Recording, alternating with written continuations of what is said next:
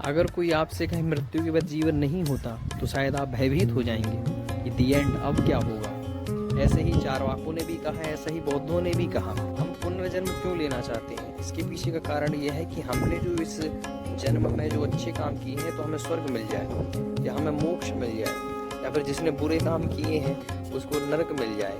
तो चारवाक कहते हैं यावत जीवित सुखम जीवित, जब तक जियो सुख से जियो। ऋणम कृत्वा कृतम पिबेत, चाहे ऋण लेकर घी पीना हो, क्योंकि भस्मीभूतस्य देहस्य, अगर आपका जो शरीर है वो भस्मीभूत हो गया तो पुनर्आगमन नहीं होता।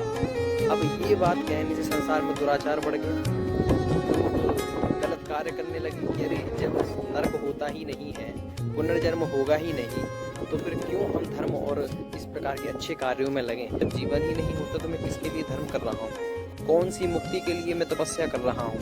किस प्रकार के लोग जो अधर्म कर रहे हैं उनको भी हमारे समान एक में ही हो जाना है, तो फिर क्यों वह अधर्म का उनको फिर क्या फल मिलेगा। तो इसके लिए ही फिर आगे चल के, चाहे वह गीता हो, चाहे वह वैदिक शास्त्र हो, या फिर वह आपके जैन शास्त्र हो, सभी ने कहा देह मर जाती है लेकिन आत्मा तो जीवित रहती है। इसलिए जो उसने बुरा किया है आप पछताओ मत, उसको कर्म का फल मिल जाएगा। आपने अच्छा किया है तो आपको भी स्वर्ग मिल जाएगा, और जिसने तपस्या की है तो आपको भी मुक्ति मिल जाएगी।